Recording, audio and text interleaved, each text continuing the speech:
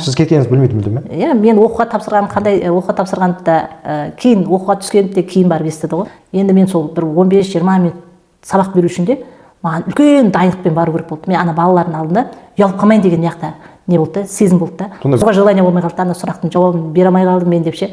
Сөйтіп бір-екі күн өзім қып-қызыл болып ұялып, сабаққа кіргенде қысылып сөйтіп жүрдім да. Студенттер сол практика кезінде уже өзін таныса болады, сондай ма? Дейтін күнде бүкіл жаңа тақырыпты алып аламын да, бүкіл плакатты алып аламын да, сол плакатты алып үйге барамын. Сөйтіп түнде плакат іліп қоямын. Түнгі сағат 3-ге дейін плакатпен өзім сөйлеймін. Мендегі бір метод сұрақ қоямын да, соған кім тоқтап қалады? Бұл 2 деген баға қоямын да.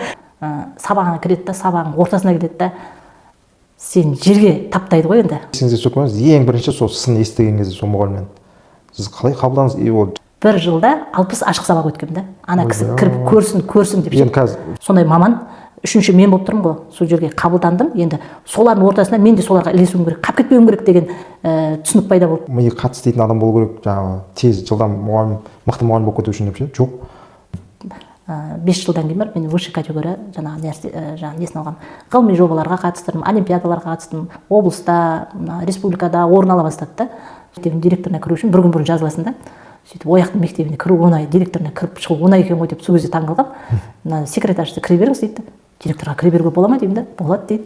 Сөйтіп ол мектептің атмосферасы мүлде мені мұғалім болуға деген желаниені қашырып жіберді. Қызықпайды дейді да.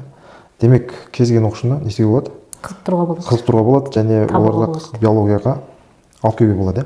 Бойкот жариялап отыр ғой. Бәрі отырып алып аяқтарымен жерді тебетті. Тыңдамайды ғой мені ше. Осыларды қатар алып жүрсең, сен өзіңнің мынау жаңа артыңдағы тобыңа, командаңа, яғни жақсы нәтиже беруге, жақсы жұмыс жасауға, яғни мүмкіндік береді екенсің да. Осы үшеуін үзбей дамытып отыру керек екен негізінде. Содан кейін барып мен мұғалім болуым керек, мен қолымнан осы келеді деген менде жаңағы сезім пайда болды да. Саламатсыздар ма, құрметті менің YouTube каналымның көрермендері, тіркелушілері. Бүгін кезекті бізде подкаст, яғни біздің подкастымыздың аты мұғалім жолы деп аталады. Яғни әртүрлі мұғалімдердің тағдырларымен өз атына сәйкес сол мұғалім қандай жолдармен өтті, қандай қиындықтарды кешірді бастан, қандай жетістіктерге жетті, соны өмірмен таныстырамыз. Соны танысуға тырысамыз.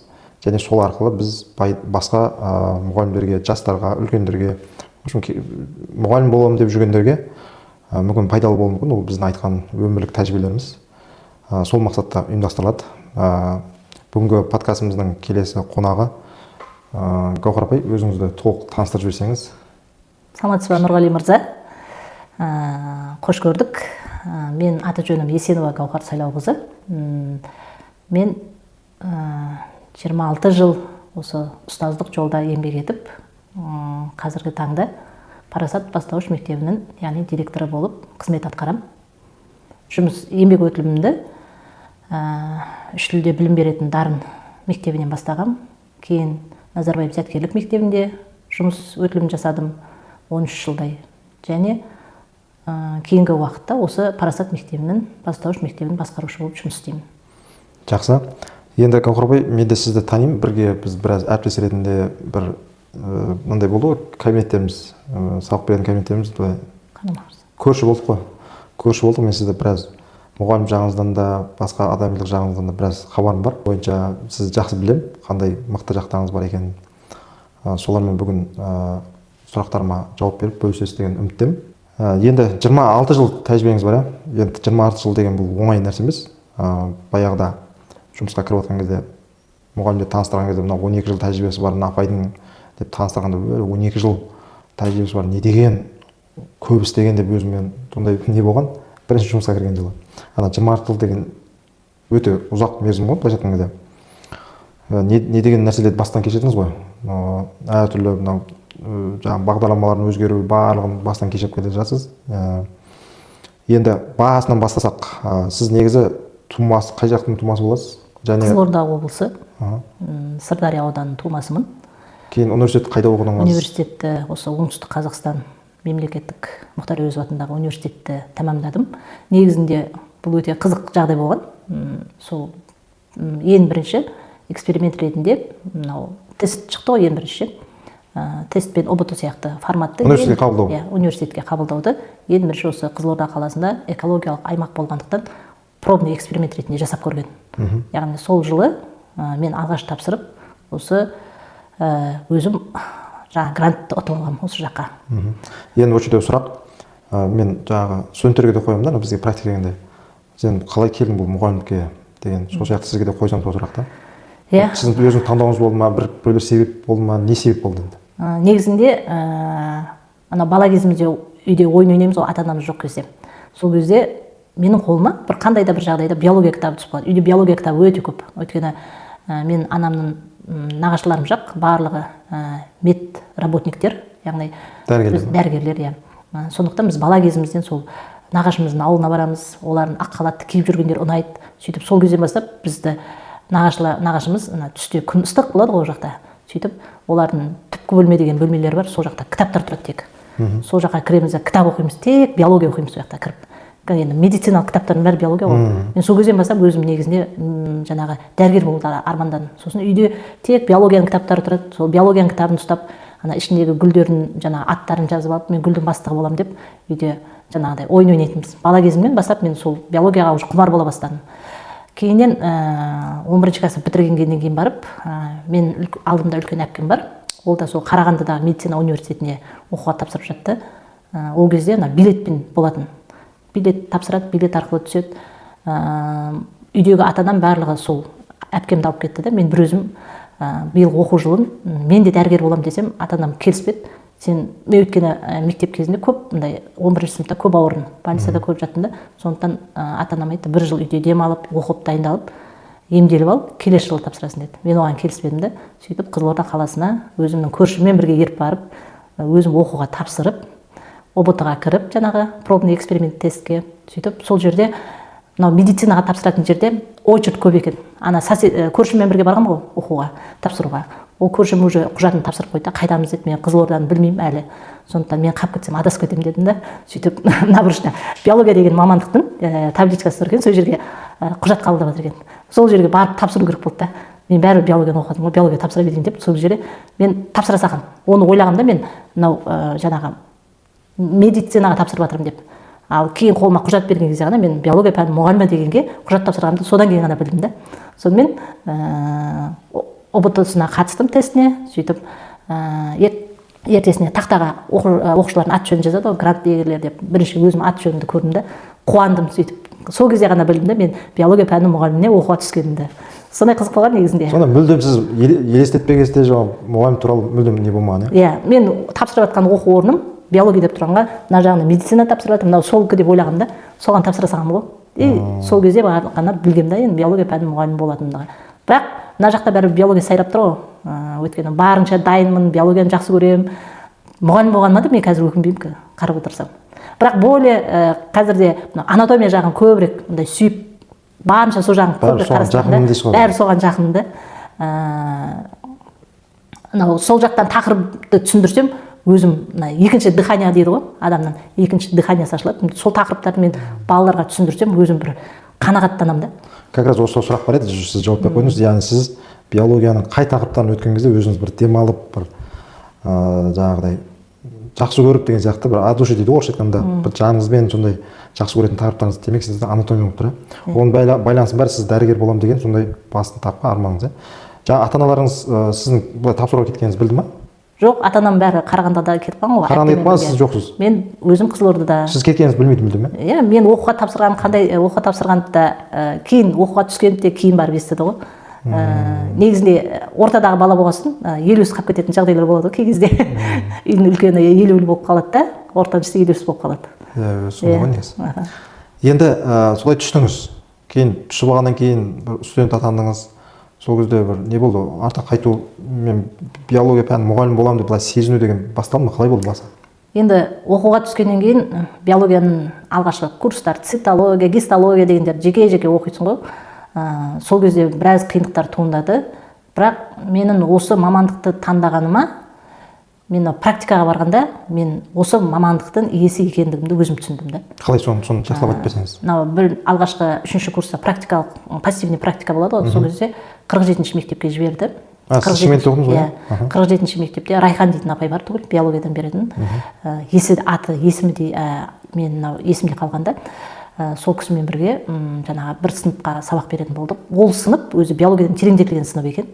Енді ана сыныптың оқушыларының жаңағы биологияны жақсы көре ма, әлде апайын жақсы көре ма, енді мынау оқуға деген құштарлықтар өте күшті екен. Ана классқа кіру үшін маған қанша дайындық керек болды да. Жаңағы пассивный практика болса да, жаңағы Райхан апай қосымша сабақ беріп үйрене беріңіз деп маған тастап кетіп отырады. Енді мен сол бір 15-20 минут сабақ беру үшін де маған үлкен дайындықпен бару керек болды. Мен ана балалардың алдында ұялып қалмайын деген яқта не болды да, сезім болды да. Сол жібермейді, жауапкершілік қатты сезіндім да. Мен практикантпын ғой деген сияқты ондай ойламадыңыз ба? Иә, мен бұл жерде мұғаліммін деп өзімді сезіндім да. И сондай жауапкершілікпен сабақтарыма дайындалдым. Сөйтіп сол сабақ беру барысында балалардың сұрақты жаудыруы, оған іздену мен үшін қызық болды. Содан кейін барып мен мұғалім болуым керек, мен қолымнан осы келеді деген менде жаңағы сезім пайда болды да. Содан кейін осы мамандықты мен сүйе бастадым. Жаңа сабақ өтіп жатқан кезде өзіңіз осы мамандық сіздікі екенін сезіне бастадыңыз. Сезіндім, иә. Ұнады ғой демек. Ұнады. Қандай бір сәттер бар ма есіңізде бір қызық? Енді әсіресе ол жаңа практика кезін мүлдем бөлек қой. Сен енді бастап жатқанда көп қателіктер болады, бір күлкілі жағдайлар да болады, қызықтар болып жатады. Соның бір екеуі есіңізде болса. Иә, оқушылардың ол кезде қолымызда енді ұялы телефон жоқ ол кезде алғашқы сұрақтары мынау құстар сымда отырады ғой дейді, электр сымда. Сол кезде неғып тоқтатып кетпейді деді. Сол сұрақтың жауабын іздеу мен үшін өте қиын болды. Кейін ойланамын, не үшін менде тоқтатып кетпейді, неге олар өліп қалмайды деген сияқты. Ол балалар ғой енді. Мен практикант болған соң олар мен ана жерде құлату, күлдіру, болмаса күлкіге қалу деген сияқты моменттерді менен көргісі келді ма, қиын сұрақтар тауып келеді да. Соны мен ана балалардың алдында жауап беру үшін кітапханаға барамын ғой. Ол кезде Пушкин атындағы кітапхана, сөйтем де кітаптың бәрін, энциклопедияның бәрін ашамын. Сөйтіп энциклопедияны физикадан іздеймін, электр тоғы, электр сымдары дегенде, биологиядан іздеймін. Не байланысы бар бұның деп ше. Сөйтіп соның жауабын дайындаймын да. Бірінші күні барған кезде мен бұның жауабын білмеймін мен деп жауап бергенмін оқушыларға. Мен соны сұрайын деп отырмын, қалай жауап бердіңіз деп ше. Сол кезде оқушылар айтқан ғой, неменеге мұғалім болып жүрсіз деген ғой маған. Өзім сол сөзді естіген кезде мен кірерге тесік таппай қалдым да. Мен анау бетім қып-қызыл болып ертесіне практикаға барғым келмейді да. Сөйтіп ана балалар енді оқушы ғой, сөйтіп қайтадан қаратады ғой. Біз практиканттарға тиіседі ғой. Сөйтіп аналар қаратса, мені тупой деп лақтырып жатқан шығар деп сондай сезімді қабылдаймын да. Сонымен ана практикант болып, ана практикаға баруға желание болмай қалды. Ана сұрақтың жауабын бере алмай қалдым мен деп ше. Сөйтіп бір-екі күн өзім қып-қызыл болып ұялып, сабаққа кіргенде қысылып сөйтіп жүрдім да. Кейін жайлап осы сұрақтардың жауабын тауып, балаларға дайындалып келіп, сөйтіп үйрендім. Сізді мен енді білемін ғой біршама әріптес ретінде біраз жұмыс жасадық. Сіздің осындай бір жауапкершілігіңіз сол мен байқасам, қазір естімеген, мен де айтып отырсыз. Жаңағы практика кезінде, студент кезіңізде сондай болған екенсіз. Енді осындай қасиет, жауапкершілік өте жоғары аласыз. Соны сол қалай сізде қалыптасқан, или не ол тәрбие ма, неден деп ойлайсыз өзіңіз? Енді ең бірінші ол біздің үйдегі өзімнің әкемнен дарыған қасиет деп ойлаймын. Өйткені әкем осы құрылыс жаңағы жобасы бойынша соны 19-20 жыл басқарған мекеме басшысы болған. Жұмыс десе, первую очередь өзінің жаңағы ішкі анасын жерге қояды. Ол кезде әлі баламыз ғой біз. Үйде 5 бала шаға бар, папамыз ғана жұмыс істейді. Мамамыз үйде отырады, бала қарайды. Бірақ мамам да мұғалім да. Сөйтіп, біздің зал бөлмеміз бар. Сол зал бөлмеміздегі линолеумды өзінің жұмысын алып кетіп қалған да. Ана больницаны тапсырайын деп жатыр, сол больницаның бір несіне кішкентай линолеум жетпей жатыр деген да. Сол бөлмедегі линолеумды алып кетіп қалған ғой. Сол кезде енді өзім мамам шырылдайды, жұрттар үйіне таситын еді, сен үйдегі жұмысқа тасисың деп ше. Сонда әкемнің жауапкершілігін мен сол көз алдымда содан бастап көргем да. Демалыс күні жұмыста жүреді. Суббота суббота. Үйдегі бір жұмысқа қарамайды ғой. Тек жұмыс да. Және өзім де сол бала кезімде менде ең бірінші очередь тайм-менеджмент өте жақсы жұмыс жасаймын. Азанда күніге уақытында ерте тұрамын. Бәрін өзім графикке қойып қоямын да. Сол графикпен жүруге тырысамын да. И содан бастап менде даже кітаптың бетіне закладканы ерінбей қоятынмын да. Содан бастап менде осы жауапкершілік қабілет бар деп ойлаймын да. Демек мен түсінгенімше сіздің ген арқылы беріліп тұр бірінші әкеңізден, иә. Және сол әкеңіздің жаңағы көрдіңіз, соның тәрбиесін алдыңыз.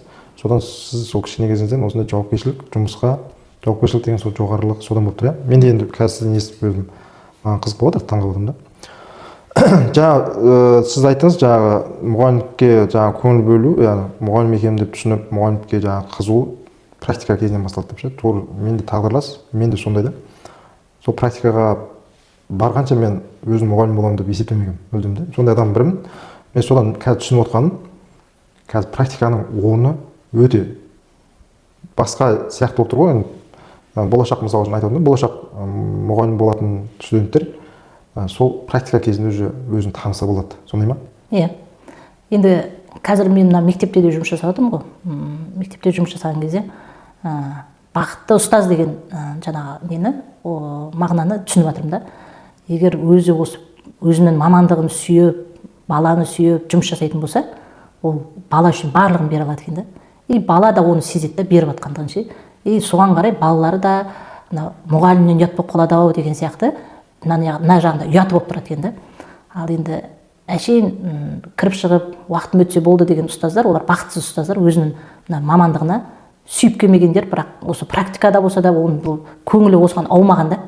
Біреудің айтуымен, болмаса түсе салайын, көре салайын, болмаса жұмыс істеу керек, айлық керек деген себеппен келген адамдар көп болады екен да. Сол үшін мен айтатыным, практикада студенттер келген кезде практикадан білінеді да, кім бақытты ұстаз, кімді бақытсыз ұстаз екендігі ше. Осы жерде өзің тани аласың ғой. Тани аласың, яғни сен мұғалімдікке дұрыс келіп жатсың ба, жоқ па деген сияқты сұрақтарға жауап алуға болады. Жауап аласың, иә. Одан кейін жаңа түсінікті де білесің да, кіріп көргеннен кейін мұғалім қандай, мен бола аламын ба деген сияқты емес. Практиканы көрген кезде сен өзің оқушылар ұнап жатса, олармен жұмыс істеу ұнап жатса, уже қызық бола бастайды да. Енді практика кезінде белгілі болады деп жатқанмын ғой, бір жағы шет жағасы. Так, сонымен оқу қалай оқыдыңыз енді университетте? Университетте қалай қиындықтар болды ма, қандай сабақтар ұнады? Оқу жағынан енді жауапкершілігім аса жоғары болғандықтан мен үшін енді оқу жағынан онша қатты қиындық болған жоқ. Студенттік өміріңіз, жалпы жаңағы оқу сіздің өміріңізге қалай әсер етті деп ойлайсыз? Осы қазір былай есептеп қарасаңыз. Енді жалпы студенттік өмірім ол кезден басқа болды бәрібір. Иә. Сол қазірге дейін қандай әсерлер бар мысалы сол кезден студент болғаныңыздың артықшылықтары ма? Енді ол кездегі ең бірінші қазіргі таңдағыдай енді қазір студент болуға ондай бақытты деп ойлаймын қазіргі студенттер ше. Барлығы жеткілікті, қолжетімді. Біз енді қиындау кезеңде студент болдық. Ол кезде свет жоқ. Сол кезде қыз болған. Свет жоқ, жаңа майдың шамның жарығымен кітап оқитынбыз да. Ертесіне емтихан, түнімен жаттаймыз кітапты, свеча қойып қоямыз да, свечамен оқимыз. Реферат жазыңыздар ма? Иә, реферат емес ол кезде. Основном барлығы зачет, жаңағындай сұрақ, билет болатын ғой біздің кезімізде. Основном сондай болатын. Билеттің сұрақтарына дайындаламыз, сұрақтарын беріп қояды, соның сұрақтарын жаттаймыз, кітаптан іздейміз, оқимыз. Біздің кезімізде әлі ол компьютермен жазу сияқты жұмыстар әлі болмаған. Жоқ еді, бізде студент кезде реферат беретін. Жаңа астына зебра деген нені қойып аласың, сонымен соны көшіп жазған есімде да. Сондай істемеңіздер ме? Жоқ, ондай реферат жоқ түгіл. Бізде тек билетпен сұрақтар береді. Сол билеттің сұрақтарына дайындаласың, оқып, лекцияны жазасың, лекцияны оқисың. Жазу демекші мына жерде саусақта модуль әрі бар ғой, сол студент кезінен қалып кеткен қазір. 2007 деп бітірдім ба, қазір уже 20 жыл болып жатыр екен. Мына модуль әлі бар, сол кезде жаза бергенбіз ғой тек қана. Мүмкін онда пайдасы тиген деп ойлаймын мен негізі. Так, сонымен дипломды алдыңыз енді, бітірдіңіз, жақсы, сәтті болды негізі студенттік өміріңіз, айтуыңызға қарағанда өте қызықты, сәтті болған. Дипломды алып кейін жұмысқа орналасу қалай болды, қалай таңдадыңыз, не болды, сол жаққа келсек? Енді дипломды алып болғаннан кейін, негізінде мен өзім айтсам болады, мен жолым болғыш адам деп өзімді есептеймін да. Осы как раз мен оқуға тапсыратын жылы мынау ОБТ форматында эксперимент жаңағыдай ретінде тест жүргізілді, пробный. Сол арқылы оқуға түсіп алдым. Және сол жылы бітірген жылы как раз мына 3 тілді ол кезде Дарын мектебі өте мықты болатын. Ол Дарынмен теке тіресетін мектеп, тек мына КТЛ мектебі. Осы 2 мектеп қана қаладағы ең мықты мектептер. Ол жерде ең мықты кадрлар жұмыс істейді, және кадрларды алуды да, яғни тестпен, жаңағы емтиханмен қабылдайды да. Сондықтан сол жаңағы алғашқы жаңа оқуды бітіргеннен кейін как раз ол мынау біз Карл Маркс бойындағы университет корпусында оқыдық та, Карл Маркстағы Мұхтар Әуезовтің корпусы. Қарама қарсы бетте осы 3 тілді мамандандырылған дарынды мектеп интернаты қарама қарсы бөлікте болатын. Сол жаққа қарай кешке жақын деп шыққан кезде сыртында мен жаңағы неді шақырады, конкурсқа шақырады, яғни хабарландыруды оқыдым да. Сөйтіп ертесіне бардым да, сол жерге тестке кіріп көрдім. Сөйтіп тестке кірдім да, тесттің бірінші күнінде мен жаңағы тесттен жақсы балл жинап өттім. Сөйтіп екінші күні әңгімелесуге шақырды. Әңгімелесуге бардым. Әңгімелесуде сол мектептің директоры Боранбаев деген, Бегалы деген ағайымыз болды. Ол кісі өзі орыс тақылеттес адам екен. Сұрақтар қойды, сосын сұрақтарыңа жауап бердім. Сөйтті да, осы кісіні біз жұмысқа аламыз бірден. Енді мен өзім ана сөзді естіп, әлі дипломды алмаған қолымда. Диплом бірақ защита жасап қалғам. Сөйтіп дипломды алмай тұрып менде уже жұмыс пайда болды да. Сөйтіп естіп, қуанып шықтым. Сосын кейін сол Бегалы Сардарович айтты, сізге 9 сағат сабақ береміз, қалған уақытта жаңа лаборант ретінде боласыз деді. Сөйтіп 9 сағатты алдым да. Сөйтіп ол 9 сағат сол мектепке ең бірінші рейтинговый система деген енді жүйе еніп жатыр екен. Осы рейтинговый система жүйесімен осы сыныпты аласыз. Бір пар болады, парда 90 оқушыға лекция оқисыз деді. Сонда эксперимент па? Эксперимент жүргізіп жатыр екен. Сөйтіп сол экспериментке мен бірінші түстім. Енді 90 балаға лекция оқу, әлі жас мамансың. Менде енді жүрек жоқ. Қорқыныш. Мен бұл 90 балаға айта аламын ба? Ана мектептің аты өзі мықты мектеп, ол жерге анау кадр кірмейді деген әңгімелердің барлығы естіп алғам. Уже менде мына жақта өзім сенімділігімнен гөрі қорқыныш басымырақ болып кетті да. Сонымен сол жаңағы мектептің сәл бір-екі остановка төмен түссең, сол жерден мен бір өзім тұратын үй тауып алдым, орыс кемпірмен бірге. Бұл жақта үйің жоқ? Бұл жақта үйім жоқ. Сол орыс кемпірдің бір бөлмесінде тұратын болып келісіп алдым. Сөйтіп жаңағы мектепке ертең сабақ дейтін күнде бүкіл жаңа тақырыпты алып аламын да, бүкіл плакатты алып аламын да, сол плакатты алып үйге барам. Сөйтіп түнде плакат іліп қоямын, түнгі сағат 3-ге дейін плакатпен өзімен өзім сөйлеймін. Ана кіргеннен бастап қалай кірем, қалай қоям, қалай түсіндірем тақырыпты, өзімен өзім сөйлеймін. Ана кемпір ертесіне азанда ұрсады маған. Сен не ұйықтамайсың? Сен светті жақтың. Енді ол орыстың бір бөлмесінде тұрып жатсың ғой. Сөйтіп сен менің светімді экономда, сен ұйықта, ұйықтау керек ондай уақытта дейді. Енді мен оған түсіндіріп айтамын. Мен осындай жұмыс алғашқы сабақта 90 оқушыға лекция беруім керекпін деп. Сөйтіп тек жұмыс үй деген сияқты менде одан артық нәрсе жоқ та. Ана сабаққа кірем, 90 балаға лекция оқимын. Енді ол кездегі балалар басқа ғой. Анау естіп ағам, өзім енді мектептің кезінде бізде химиядан Сұлпан деген апай болатын, өте қатал да. Бірақ соның қаталдығы маған өте ұнайтын еді. Өйткені барлық бала соның пәнін оқиды да. Анау есік сияқты тақта болады, төбесінен аяғына дейін реакцияны жаз дейді, соның реакцияны бір жерде борың тоқтап қалса болды ғой, 2 деген маған қойып береді да. Ана бор тоқтамау керек та. Соның методы қатты ұнайтын еді да. Ана балалар деген реакцияны төбесіне не береді ғой, жаңағы валенттілік ше. Валенттілік дәреже. Сол дәрежені соның бәрін жаттаймыз ғой енді. Ана жерде борымыз тоқтап қалмау керек та. Сол бор тоқтап қалса болды 2 дейді да. Сол методты барынша сол методпен сабақ өтсем, балалардың бәрі сабақ оқиды деген мына жақта мида сондай информация бар. Мен де бір бара салып қатал мұғалім болуға тырыстым да. Сөйтіп балалар анау кіре берсем бастап балалардың барлығы қолына биология кітап ұстап тұрады да. Ертесіне менің сабағым жаттайды. Мендегі бір метод сұрақ қоямын да, соған кім тоқтап қалады? Бұл 2 деген баға қоямын да. Мен сол арқаны биологияның кітабын жаттатқыздым да. Қазір енді студенттерім, қазір сол кездегі оқыған оқушыларым, қазір мектептерде, әжептәуір мектептерде директор, әжептәуір мектептерде жаңа салаларда жұмыс істейді ғой. Мысалы өзім Назарбаев мектебінде де біраз оқушыларым бар да, қанша оқушыларым бар. Солар айтатын, ана биологияның страницасын жаттайтын ғой, қай параграф қай бетте. Бәрін тоқтап қалмайды да. 3 оқушыны шығарып қоямын да, 3 оқушыға тез сұрақтар қоямын, тез жауап беру керек та, тоқтап қалмау керек та. Сондай метод ұстанып алғам. Ана енді оқушылар кітапты жаттады ғой. Сөйтіп сол бірінші жылы сол сынып ОБТ тапсырды да, сыныпта 25 бала ма, 25 бала биология таңдады. Сөйтіп 25 бала ОБТ-ға оқуға түсті. Не деген көрсеткіш мынау?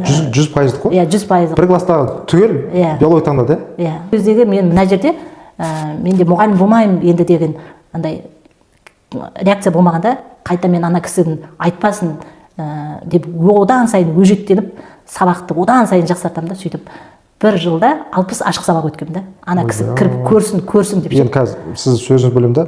Қазір кезде сондай мұғалімдер бар, енді жас мұғалімдер бар нелер. Жаңағы сондай сын, жаңағы өзінің тәлімгері бар, мектеп басшылығы. Жаңағыдай енді айтады ғой, дамысын деп кері байланыс береді ғой. Мынаны былай ет, сен мына жерің қате деген сияқты. соны көтере алмай жаңағы жұмыстан шығып кетіп жатқандар бар, жаңағы сондайлар бар ғой. Енді сізде сондай жаңағы бір мұғалім болды дедіңіз ғой, кім ол, завуч па? Қымбат деген апайымыз, ол биология пәнінің үздік жаңағы маманы ғой енді. Жоқ, сізді тексеруге несі ол болды? әдістеме бірлестік жетекшісі болды ғой. Әдістеме бірлестік жетекшісі, я сіздерді басқарады, сіздердің сабақтарын реттеп, оның құқығы бар ғой. Сол кісінің жаңағыдай ауыр сөздерде болды ғой, жаңағыдай сіз айтып отырсыз. Соның бәрін жаңағы мектепті тастап кетпеуге бір деген болды ғой сізде, ол не нәрсе ол? Осы жұмыс тастап былай. Енді ең бірінші бұны мен айтсам, мен өзімнің мамандығымның маманы болам, маған осы мұғалім жолы берілді, мен осыны атқарам деген ең бірінші мені жауапкершілік болды да. Осыны маған берді ма, мен осыны қалайда осыны атқаруым керек деген. Ең бірінші сол чувство болды. Мен бұны тастап кетсем, ең бірінші өзімнің абыройым кетеді, және одан кейін ата-анамның абыройын ойладым да. Бұл оқуды 4 жыл оқуды, мұғалім болмаймын деп тастап кететін болсам, не үшін оқыдым? Ең бірінші өзім үшін ойладым, одан кейін ата-анамның абыройын ойладым да. Мен бұны қалай да осыны тастамауым керек деп, мені осы ұстады. Енді мынаны есіңізге түсіріп қойыңыз, ең бірінші сол сын естіген кезде сол мұғалімнен сіз қалай қабылдадыңыз, жыладыңыз ба, не болды? Иә, ең бірінші кірген осы сабағыма кірді, сабағымның ортасынан бөліп тастап, яғни оқушылардың көзінше айта беретін еді ол кезде. Енді ол кездегі мұғалімдер мынау олардың көзқарасы басқа ғой, өздерінің жасаған КТП-ларында, ТМЖ-ларында көрсетпейтін, ана көріп қояды, біліп қояды деген тығылып ұстап жүретін. Ол кезде ұстаздар бір-бірімен жаңағы алмаспайтын, тәжірибе алмасу деген болмайтын. Сен ананың конкурентісің ба, білмеймін, ол қалтасынан ақша төлеп бере ма, сондай ұғым ба, енді сен таптау деген ол жерде не дейді ол кезде мынау диктаторство көбірек та сол жерде. И сондай бәсекеге түстім. Ол жерде тек Қымбат апайымыз, Нұржамал деген апайымыз өте мықты, олимпиададан қаладан жыл сайын олимпиадалар шығаратын. Сондай мамандардың арасына түстім да мен. Енді солардың арасында мен де қалып кетпеуім керек деген менде бәсекелестік туды. Ол жерде орта шешіп тұр ғой. Орта шешіп тұр. Енді ана кісілер, мысалы Қымбат апайымыз ол Қазақстан Республикасына еңбек сіңірген мұғалім. Ол кезде анау-мынау адамға бермейді ғой. Нұржамал апайымыз да дәл сол жаңағы ізді жалғастырып келе жатқан, жылда олимпиададан орын алады, жылда ғылыми жобадан орын алады. Сондай маман, үшінші мен болып тұрмын ғой, сол жерге қабылдандым. Енді солардың ортасында мен де соларға ілесуім керек, қап кетпеуім керек деген түсінік пайда болды да, сондай жауапкершілік пайда болды да. Сол кезде олардың сөздерін алғашқыда естідім да, бірінші күндері жыладым, көңілім түсіп кетті. Бірақ мияқтағы қандай да бір сезім екенін білмеймін, бірақ мені жібермеді. Мен құламауым керек, мен сынбауым керек, мен қайта бұған керісінше мен өзім қандай адам екенімді көрсетуім керек деген мияқта бір жауапкершілік па, ұят па, абырой ма, әлде осы мамандықтың иесімін деп ойладым ба, сондай түсінік пайда болды да. Мен одан сайын ізденіс менде.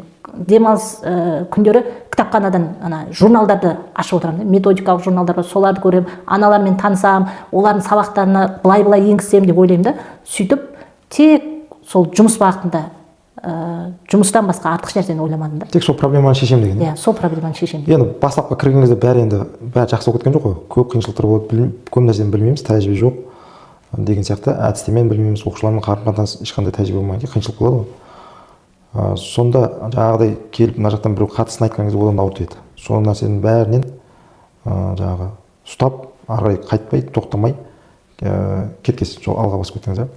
Жаңа айтып қалдыңыз, негізі байқасам, әрбір мұғалім, мысалы үшін сабақ өтетін кезде өзінің біреу сияқты өтемін деген сияқты бір образ болады екен, образдағы мұғалім болады да, ол көрген өмірінде, соны қайталайды деген. Мысалы сізде сол жаңағы химик мұғалім болды, тура сол методикасын қолдандыңыз, жаңағы өте сізге ұнады, ананың оқушылары өте оқиды, соның қаталдығы, жаңағы талапшылдығы, соны сіз қабылдадыңыз, дұрыс па? Сіздің неңізге келді. Және жалпы әр мұғалімнің өзінің сондай бір өзі қалыптасатын методикасы бар да. Сол өзіңіздің жеке бір қалыптастырған осы уақытқа дейін қолданған бір методикаңыздан бөліссеңіз, қандай методиканы бөлісе аласыз өзіңіз?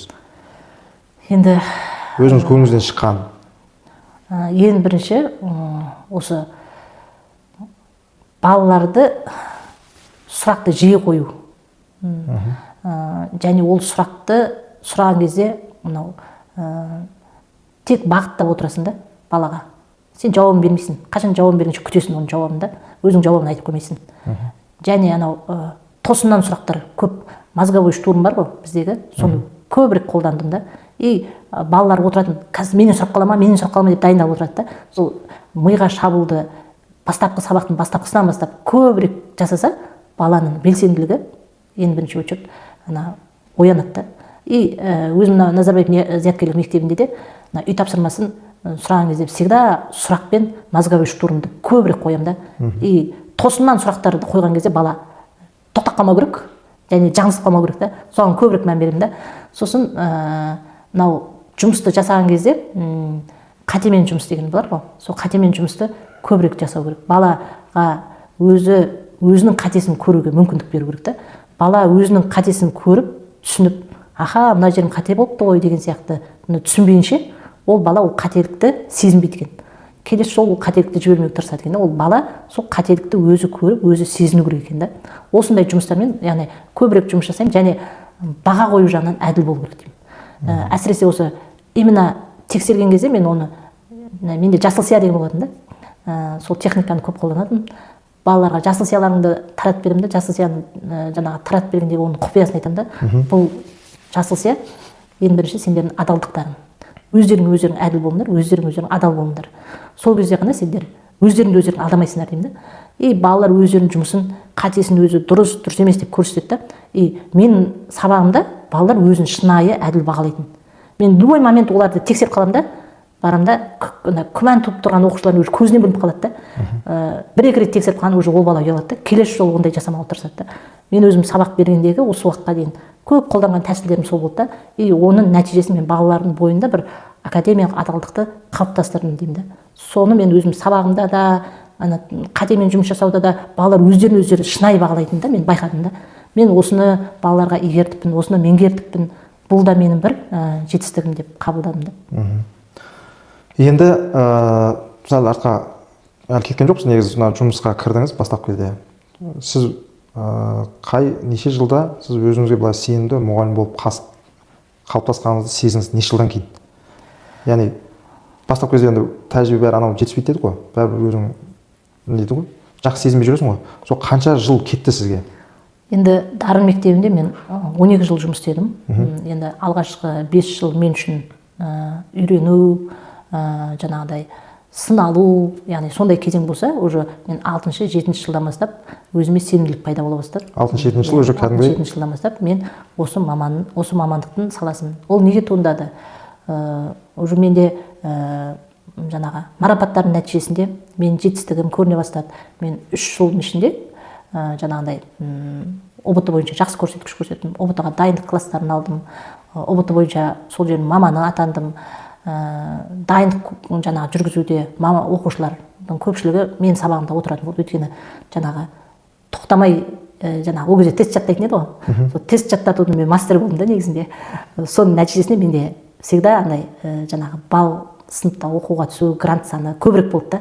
И оқушылар маған келуге тырысатын еді. Сол уақытта сол бір әдіс таптыңыз ғой, сол кілтін тауып жоғары нәтиже көрсететін, иә? Жаттатудың мастер болдым ғой мен. Енді кітаптың бетін жаттайды, любой кітаптың қай бетте тұрады. И сол немен жұмыс жасауда менде сол техниканы балаларға жақсы игерттім. И оны мен балалардан сұраған, балалардың өздеріне ұнады да.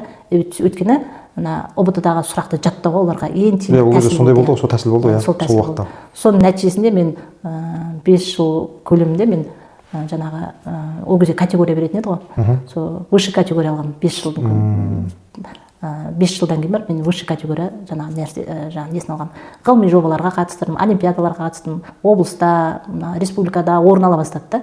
Соның нәтижесінде мен уже 5 жылдан кейін менде өзіме мұғалім болып қалыптасқаныма сенімділік пайда болды. Неге оны сұрап жатырмын, себебі бізді көріп отқандардың арасында енді жұмысқа кірген 1-2 жыл болып, кірем ба деп қорқып жүргендер болуы мүмкін да. Сөйтіп олар не істеуі мүмкін, мен кәдімгідей белгілі бір деңгейдегі мұғалім қашан боламын деген сұрақ болады ғой. Қашан мен осылай қиналып жүремін деген қиыншылықты басыма өткізіп жатқанда болуы мүмкін да. Оған міндетті түрде уақыт керек, дұрыс па? Уақыт керек, тәжірибе керек, энергия жұмсауың керексің жаңағы. Сіз сияқты күні-түні жаңағы платка дайындалсыз, тура менің историям сіздің уақытыңызда бізде сондай болған. Бізде кешке дайындалып, азында тұрып алып, тақтаға сөйтіп дайындалып, бірінші, екінші жылы тура сіз сияқты менде өмірім қатты ұқсап отыр. Мен сізді қазір бірінші рет естіп жатырмын ғой осы жағдайларыңызда. Тура солай бізде еңбектеніп, оның көбісі ойлауы мүмкін, бір қатты миы қатты істейтін адам болу керек, жаңағы тез жылдам мұғалім, мықты мұғалім болып кету үшін деп ше. Жоқ. Барлық кез келген мықты мұғалім ол арқасында қаншама уақыт, еңбек жұмсаған. Соның арқасында ғана да. Сол нәрсені біліп алған дұрыс деп отырмын жастарға да. 99% еңбек қой. Әрине. 1% нәтиже. Енді келесі ары қарай жалғастыратын болсақ, сонымен сіз белгілі бір деңгейге жеттіңіз 5 жылдан кейін. 5 жылдан кейін сізде қандай ой өзгерді? Не өзгерістер жасадыңыз? Негізі мынау бір тіреледі ғой адам. Бір деңгейден жеткеннен кейін ары қарай мынау көрінбейтін не дейді? Потолок, стеклянный потолок деген нәрсе болды барлық жерде. Белгілі бір деңгейге келгеннен кейін ары қарай сізде қандай не түйдіңіз, не өзгерістер жасау ойлар келді, сол есіңізге түсіре аласыз ба? 5-6 жылдан кейін. Енді жалпы 10 жыл бойы жаңа дарын мектебінде яғни жұмыс жасағаннан кейін барып, кейін белгілі бір отбасылық жағдайларға байланысты енді ол жердегі жұмыс уақытысы таңғы сағат 8-ден кешкі сағат 5-ге дейін сол режим. Сол режим енді ол кезде мен жас отбасы болдым, балалар үшін қиындау болды. Соның нәтижесінде мен енді осындай режиммен жұмыс жасамайтын жерді көрейінші дедім да. Сөйтіп, мынау 80-ші мектепке ауыстым. Жалпы орта мектеп? Иә, жалпы орта мектепке.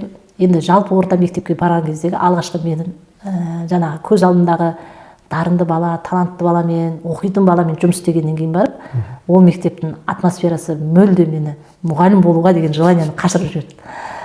Ана балалар оқымайды, я жазу жазбайды, коридорда жүрсең қағып кетеді, ұнамасаң боқтап кететін болды ғой. Енді осы балалармен қалай оқытам? Енді өзім ойланып 29 августте жұмыстан шығам, жұмысқа кірем деген шешім қабылдадым да. Сол кезде мен ойламағам ғой, ертесіне 1 сентябрь мен барсам жұмыста басаламын деп ойлағам да. Сөйтіп дарын мектебінен жұмыстан шыққам да, қолыма трудовой книжкамды алып, қолымда портфолиом бар. Білім министріне сабақ өткем, өте Түймебаев еді. Сөйтіп ана үй жақтағы 77-ші мектепке барғам ғой, енді жұмыс іздеп. Сөйтіп мектептің директорына кірдім.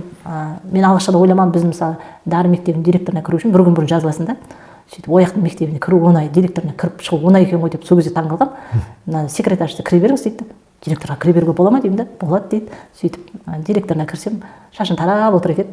Сөйтіп кел айналайын қарағым деді да. Қолымдағы портфолиомды ашып, оған мақтанып жатырмын ғой енді. Мен өйткем, мен нәтижелерімді айтып жатырмын.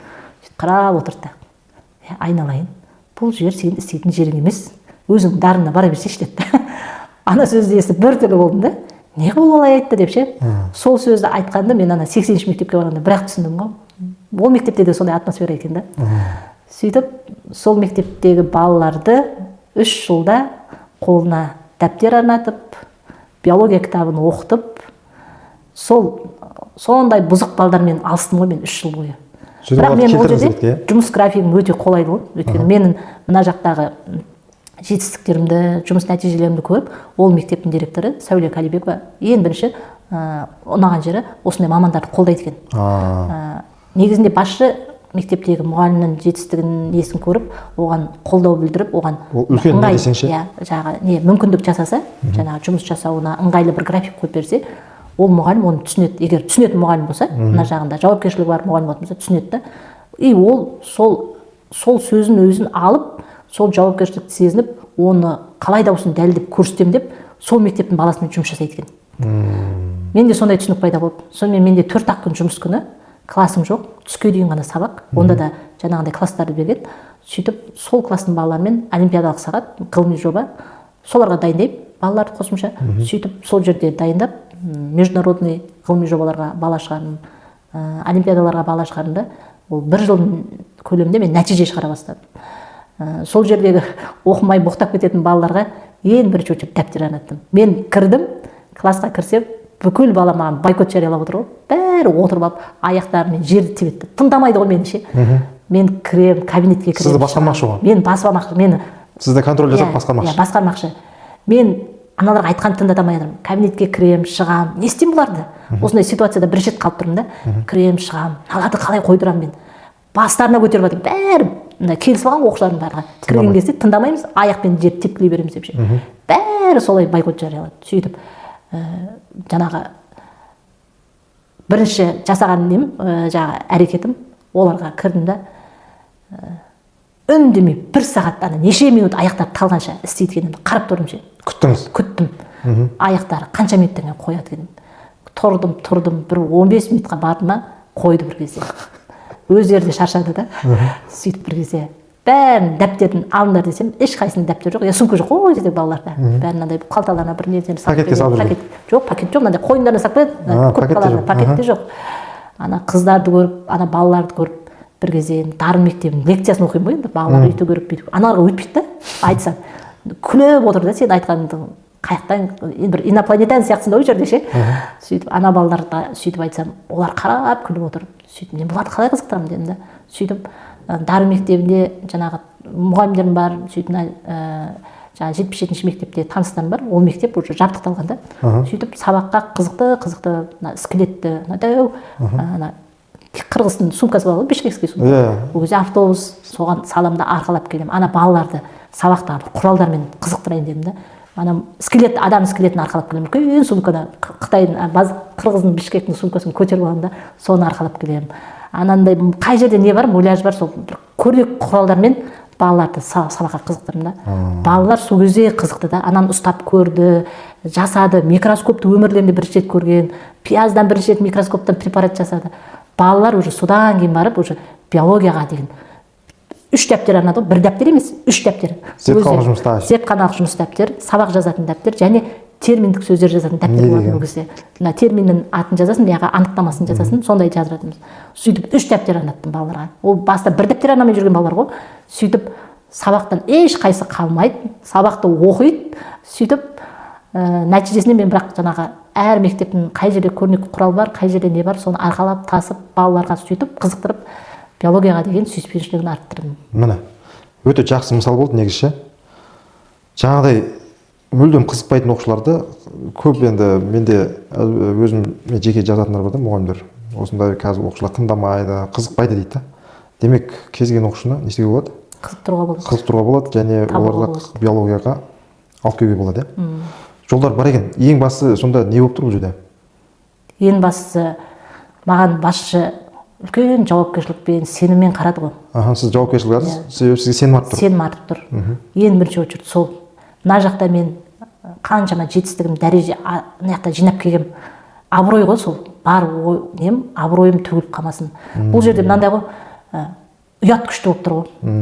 Адамда уайым, ұят деген күшті болатын болса, адам ешқашан өзі жұмысына жауапкершіліксіз қарамайды. Адамның негізі уайымы және ұяты мықтырақ болса, ол өзінің мамандығына әшейін қарамайды. Сол күштірек болу керек та. Ұяты күшті болу керек және уайымы күшті болу керек та. Мысалы, уайым деп айтамыз да, мысалы, жаңағы менде де ұйықтап жатып, уайымдап бір элементтер шығады ғой. Сол бар уайым сол элемент шығару болған ғой. Ұйықтап кетіп, ұйқыдан оянып, ертесіне бір жаңағы туындаған жұмыстар болды да. Адамның негізіне қандай затты қатты ойланып уайымдайтын болсаң, оның шешімі табылады да. Бір шешімін табасың да оның ше. Айтады ғой, мысалы үшін сен өмірде нені өзгерткің келіп жатыр, соны зерте дейді ғой, соны ойлан, ізден, сол мәселесін шешесің дейді да. Сол сияқты болып тұр ғой сіздің айтқаныңыз, иә. Так, енді келесі сұрақ мынандай. Қай мектепте болса да бір есіңізден шықпайтын бір оқушылар қалады өзі. Әр мұғалім несінде болады өзі өмірінде да. Сондай бір оқушыңызды есіңізге түсірсеңіз, және ол не үшін сіздің есіңізден шықпайды осы күнге дейін? Атын айтасаңыз да болады, айтпасаңыз да болады. Иә, менде мынау дарын мектебінде жүрген кезде Дәулет деген бала болатын. Созақтың баласы, қай жерде тұратынын да білемін даже. Сол бала мен есімде қалған бір оқушым деп айтсам болады. Ол оқушының қатты биологияны сүйген соншалық, күніге сабақтан қайтатын кезде мен пакетімді арқалап қайтады да. Үйім мысалы бір-екі көшенің төменде ғой, ол интернатта жатады. Күніге мені шығарып салады да, үйге дейін апарады. Үйге барғанша биология айтып барамыз.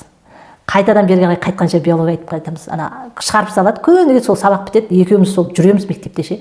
Жұрттың бәрі сағат 6-та қайтып кетсе, мен сағат 9-ға дейін мектепте жүремін да. Сөйтіп 9-дан кейін үйге қайтамын. Үйге қайтқанша ол мені шығарып салады да. Сөйтіп сол биологияны айтып қайтады. Сол бала мен есімде сақталған.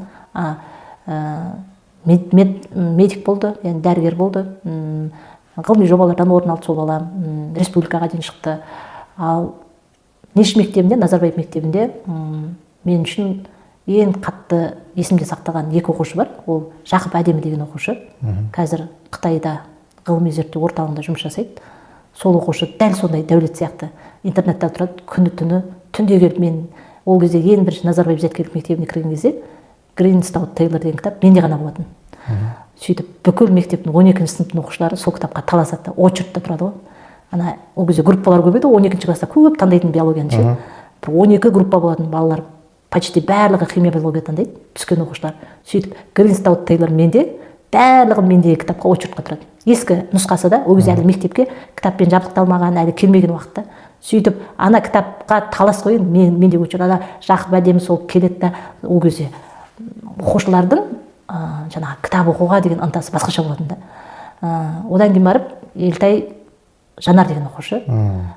Мен көбінесе осы 12-ші сыныптарда қолданатын әдісім оқушыны мұғалім қылу да. Сабақта оқушы мұғалім болады, бәріне мұғалімге тартасыз. Иә, тартамын. Тақырыпты бөліп беремін да. Сол әркім өзінің бір тақырыпты өзі бір әдемі түсіндіретін тақырыптар болады да. Сол тақырыпты әдемі түсіндіреді. И бір жағынан бала мен бала бірін-бірі үйретсе, 80-90% ақпаратты бірін-бірі үйрету арқылы қабылдайды ғой. Сол методты көп қолданатын да, 12-ші класстарға әсіресе. Тақырыпты бөліп беремін, сөйтіп ол тақырыпты олар күшті қылып түсіндіріп береді ғой. Енді сол кезден бастап мен Елтай Жанардың өзінің болашақта мұғалім болатынын сезімді, өзінің табиғаты да мұғалімге ұқсайды.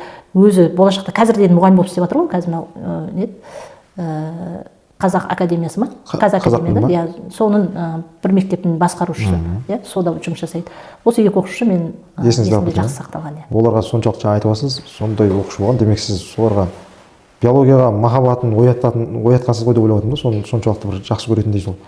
Бұл деген өміріңіз соңына дейін айтып жүретін нәрселер деп ойлаймын негізі. Сондай оқушыларды сол биологияға махаббатын ашып, сонша бір қатты жақсы көргізгенше, бұл мұғалімнің шеберлігі деп ойлаймын, және сол мұғалім сол өзінің пәнін жақсы көргеннен кейін соны сезінеді ғой. Басында айтып кеттіңіз, яғни мұғалім жаңағы оқушылар жақсы көру керек, өзінің жұмысын жақсы көріп деп ше. Марғұлан Сейсенбай деген бізде танымал кәсіпкер бар ғой, соның бір сөзі бар еді. Жаңағы оқушыны мықты пән білетін мықты мұғалімге емес, жаңағы оқушыларды жақсы көретін мұғалімге беру керек дейді да, себебі сол мұғалім жаңағы жақсы көрген шығып көніп тұрады ғой өзі. Сол кезде оқушылар жаңағы пәнге қызыға бастайды дейді да. Сол тура сіздің айтқандарыңыз бәрі соған келіп тұр негізі. Енді келесі сұрақ мынандай, сіз мысалы үшін барлық жұмыстан шаршаймыз, дұрыс па? Бұл мұғалім жұмыста өзінің қиыншылықтары бар. Сізді үнемі көремін, әйтеуір тынбай жұмыс еңбектеніп жатасыз. Бір сол шаршайсыз ғой бір уақыттарға, дұрыс па? Шаршамайды, робот емессіз ғой. Сол шаршаған кезде сіз неден қуат, энергия аласыз? Қайтып қозғалуға қарай қаяқтан күш деген сияқты сондай сұрақ. Өте жақсы сұрақ. Жалпы ең бірінші мынау қатты шаршаған уақытта мен бәрін жиыстырып тастап дендропаркты аралаймын. Таза ауада жүріп, одан кейін барып жазғы отпусканың уақытысында саяхатқа шығамын. Содан энергия жинап келемін. Содан күш қуат сөйтіп энергия жинап. Негізінде ол саяхаттаған, негізінде көбісі ойлайды ғой, ақшасы көптіктен шығар дейді да. Жоқ, саяхаттасаң ең бірінші жүйкең демалады.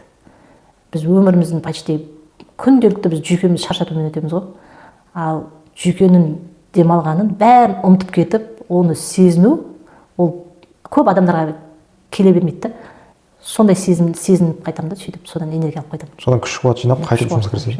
Енді осы жерден бір сұрақ туындап кетті да, мұғалімдердің айлығын жалпы білеміз, Қазақстан бойынша орта жалақы. Сол саяхат деген айттыңыз. Сол көп мұғалімдер маған жазады, қалай мұғалім саяхаттай алады деп, соны сіз өзіңіз құпиясын бөлісіп кетсеңіз, сіз айлығыңызбен. Енді мұғалім негізі қарапайым халық қой, дұрыс па? Айлықтары шектеулі, ақша табыстары деген сияқты. Солар қалай саяхаттайды, сіз өзіңіздің негізін бөлсеңіз. Мен негізі кредитке аламын. Кредитке аласыз? Сөйтіп келесі жылы жазға дейін құйып бітемін да. Сөйтіп барып келесі жылға тағы да кредитке істеп кете беремін. Тура енді біреулер алдын ала жинап барып, кейін барып саяхаттап сөйтеді ғой. Сіз керісінше де сондай, саяхатташы боласыз, и соны бір жыл еңбегін жұмысын жасаймын. Сөйтіп барып келесі жылы тағы да саяхатқа кредитке аламын. Енді инфляция ғой қазір. Ол сен бір жылға дейін ақшаны сен бірден бере салғаннан гөрі пайызбен деп құйған ол білінбей қалады да. Тиімді жолы осы деп ойлаймын. Негізінде саяхатқа шыққан кезде ең бірінші адам қаржылай сауатты болады, жақсы нәрсе үйренеді. Одан кейін барып танымың кеңейеді, әртүрлі форс-мажорға дайын боласың, жаңағы ситуациялардан шығуға. Сосын әр елдің өзінің бір мәдениетін көресің, халқын көресің. Негізінде саяхатқа барған кезде салыстырмау керек екен да. Мына ел бізде мынандай деп салыстыратын болсаң, сен саяхаттың ләззатын ала алмайсың да. Сол елді сол күйінде қабылдау. Сол елді сол күйінде қабылдап, ешқандай салыстырмай, тек сезініп қайту керек екен да. Сол кезде ғана бір саяхаттың ләззатын сезінесің да. Толық келісемін. Яғни айтады ғой, саяхат ол бір университет оқыған сияқтысың дейді. Себебі жаңа нәрселерді үйренесің, иә. Дұрыс, толық келісемін. Енді келесі сұрақ. Сіз енді әйел адамдар отбасында бәрі рөл басқа. Үйде бала-шаға көбірек қарайды, тамағы бар, киім тазалау деген сияқты шаруалар бар ғой. Енді сіз жұмысты да, үй шаруасында қалай кеңес бересіз, қалай алып жүресіз? Бала-шағаңыз бар, Құдайға шүкір. Бұл жерде менде тайм менеджмент, бәрі жоспарды жақсы қоямын. Бүгін мынаны істеймін деймін ба, ертеңге қалдырмаймын. Ең ұтатын қасиетім сол да. Мен бүгін мынандай өзіме әрқайсысына дедлайн қойып қоямын. Сол дедлайнда орындамасам, мен өзім жеп қоямын ғой.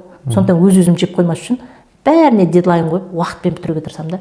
Үйдегі жұмысты да бәрін алып жүремін да, бірге қатар. Вот ең бірінші тайм менеджментті жақсы басқару керек деп ойлаймын. Уақытты тиімді пайдалану, жоспармен. Жақсы кеңес екен. Келесі сұрақ.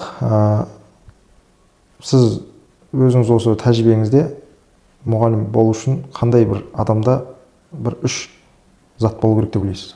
Қасиет. Ең бірінші мұғалім, ең бірінші уайым болу керек. Уайым дегенде қалай мағынасы? Осы мен алдыма оқушы келді ма, осы оқушыға мен білім беріп жатырмын, осы оқушыны мен қалай да болсын оқытуым керек деген уайым болу керек та. Мен енді осының алдына келіп тұрмын ғой, осы баланы тәрбиелеуім керек, оқытуым керек. Мен ертең осылай тұра бермеймін ғой, қартаямын. Мысалы, сол кезде бізді елді көтеретін осы жастар, жасөспірімдер, балалар. Сол кезде мен қартайсам да, мен қазіргі уақытта өмір сүргім келеді да. Болашақтың кілті осы балаларда ғой. Сондықтан мен бұларды оқытсам, ертең олар әйтеуір осы мемлекеттің дамуына септігі тиеді. Сондықтан мен балаларды оқытуым керек деп уайымдау керек та. Уайым болу керек ең бірінші. Мұғалімсің ба, сенің уайымың көп болу керек. Мен бұларды қалай оқытамын, қалай тәрбиелеймін, бұларға әйтеуір бір нәрсені үйретіп жіберейін, бір нәрсені дағдыландырып жіберейін деген сияқты уайым болу керек та. Одан кейін барып мейірім болу керек. Мен көп сөйлейді, қатал деп ойлайды да. Бірақ қаталдықтың ар жағында менде мейірім жатыр да. Баладан жаңағы талап етіп тұрып мен мейірім көрініп тұрады ол балаға ше. Мейірім түсу керек балаға. Талапты да қоя білу керек та. Екеуін қатар бірге алып жүру керек. Қатты мейірімді болып кетсең де оқушының нянясы болып кетесің да. Мейіріммен бірге талапты да қоя білу керек та. Екеуін бірге қатар алып жүру керек. Одан кейін барып өз пәнінің маманы болу керексің. Өз пәнін білу керек, терең білу керек. Мына жерде мынандай ғой, білімнен гөрі білімді екіншіге қояды да, біріншіге жаңағы тәрбиені қояды ғой. Сен тәрбиелеу арқылы білімді беруің керексің да. Осы нәрсе. Бізде былай ойлайды ғой, тәрбие бөлек, білім бөлек деп ойлайды ғой. Жоқ, екеуі бірге өн бойы жүріп отырады да. Сен тәрбиелеп отырып білім беруің керексің да. Осы нәрсені қою керек деп ойлаймын. Жақсы. Енді келесі сұрақ бізде мынандай. Енді мұғалімдіктің сізге ұнайтын тұстарын айтсаңыз, яғни мұғалім болсаң, мұғалімдіктің осы жерлері маған ұнайды деген жерлер. Ең бірінші, мұғалім болсаң өмір жасың ұзақ болады. Жаңағы балалардың кей кезде жауаптарын жаңағы тыңдап, өмір жасың ұзақ болады. Күлесің де, шынайы күлесің, баланың жауабын көріп, бір кезде өзіммен отырып күлсем, жолдасым айтады, не болды дейді да. Мынаның жауабын тыңдашы деймін да, оған айтсам, оған сезінбейді да ол. Ал мен оны түсініп отырмын да, өзім шынайы күлемін. Бәрін ұмытып кетіп күлемін да. Адам негізінен бәрін ұмытып кетіп күлсе, өмір жасы ұзарады дейді ғой. Сондықтан балалардың арасында жүріп сен жасарасың. Себебі сен баламен балаша сөйлесесің, баламен балаша ойлайсың. Сондықтан үнемі миың жұмыс жасап тұрады. Всегда бір нәрсені ойлап тұрасың, жоспарлап тұрасың. Сондықтан ерте алжаспайсың, ерте қартаймайсың, ерте деменцияға ұшырамайсың деген сияқты ғой. Жақсы. Негізі нәтижелерін айтқаныңызда мақтаншақтық бөлек болады ғой адамдарша. Ал енді өмірде сені сыйлайды, құрметтейді, тек сен жеткен жетістіктеріңді көрген кезде ғана да. Сондықтан өзіңіздің қандай, өзіңіз былай мақтанып или бір айта алатындай қандай жетістіктеріңіз бар, жаңағы мұғалімдік неде, жұмыста, жалпы карьерада? Енді карьерада енді бағындырдыңыз ғой, 5 жылда высший категория көтерілдіңіз, ол да оңай нәрсе емес. Сол сияқты бір айтатын. Яғни ұбт көрсеткіш бойынша айтып кетуге болады. Уақытысында, иә, ғылыми жобалар, республикалық, халықаралық ғылыми жобаларға қатысып орындар алдық. Олимпиадалар бар. Және соңғы жылдарда байқадым. Назарбаев зияткерлік мектебінде жүрген кезде, 12-ші сынып бітірген кезде балалардың білім сапасын сырттай бағалайды. Сырттай бағалайды. Сол сырттай бағалау мескі емтиханы өте әділ өтеді. Ол сырттай бағалау жүрген жерде әділ жүреді. сол кезде мескі емтиханда менде өзің де білесің 100% білім сапа беремін. Және балалар жақсы оқу орындарына түседі. Шетелге, Кореяға, мысалы Қытайға, Гарвардқа деген сияқты оқу орындарына түсіп жатыр. Ол да мен үшін қуанышты сәт. Және мынау соңғы қалай да болсын осы үздік авторлық бағдарлама конкурсына қатысып, қалай да болсын мен осыдан жеңісін көрем деп бұған мен қанша мәрте бергем. Соның нәтижесінде биыл қала көлемінде жеңіске жетіп, республикаға шығып, республикадан да жеңіске жетіп келгем. Осы мен үшін соңғы осы жетістіктеріңіз отыр. Яғни авторлық бағдарлама бойынша республикадан нәтиже көрсеттіңіз. Енді осы демек сізде әжептәуір тәжірибе бар. Ол жайдан жай адамдар, мұғалімдер республикадан нәтиже көрсете бермейді. Осы туралы бір-екі нелеріңізден бөлісіп кетсеңіз, авторлық бағдарлама жазған кезде ең басты қандай қиындықтары бар? Мысалы үшін қазір талап етіліп жатыр ғой, жүйеде бар ғой. Енді алып тасталады деп жатыр, не деп жатыр? Жалпы қандай қиындықтар бар? Ол қиындықтарды өзіңіз қалай жеңуге болады, сондай ұсыныстар бойынша? Ең бірінші қиындықтар деп авторлық бағдарламаны тақырыбын табу. Ең бірінші ол сенің көңілінен шығатын тақырып болмаса, сен өзің бір жақсы көріп, бір ізденетін тақырыбың болмаса, тектен тек шықпайды да негізі авторлық бағдарлама. Ең бірінші ол тақырыбын тауып, тақырыпқа байланысты, яғни ары қарай ізденесің да. Тақырыбы қиын да, және сен ол тақырыпты алып отырып, сен мақсатың не, және сен одан қандай күтілетін нәтижені аласың. Осыларды анықтауда біраз қиналасың. Себебі құрылымы содан басталады ғой. Яғни сен ең бірінші тақырыбың өзекті болу керек, және бәрі үшін қызықты болу керек, және бір ерекшелену керек, және сен оның нәтижесін немен көрсете аласың. Осы нәрселерді әдемі қылып жолға қойып алсаң, саған жеңіл болады жазу. Енді сізге қазір жеңіл ма, жоқ қиын ба? Қандай орташа ма? Енді оны жеңіл деп айту негізінде қиындау, себебі өзің жауапкершілікті қатты сезінген адамға кез келген жұмыс жеңіл болып көрінбейді. Ең бірінші очеркті сен соның алдындағы өзің жауапкершілігіңді қоясың да. Сондықтан сен оны аса үлкен жауапкершілікті сезініп орындау, ол адамға жеңіл жасай салуға мүмкіндік бермейді. Сондықтан әрбір тақырыпты тауып, оны жасауда мен көп энергиямды жұмсаймын. Әсіресе мынау мидың сұр қыртыстары бар ғой, сол кезде сондағы энергияны жұмсаған сезесің да. Ең көп энергияны жұмсаған сезіледі дейді ғой өзі адам, кәдімгідей шаршайды өзі. Соларды жұмсаймын ғой мен негізінде. Мұғалім болдыңыз, енді соңғы осы 1-2 жылда қазір басшылық жұмыстасыз ғой. Енді мұғалімдік пен басшылықта қалай бұл?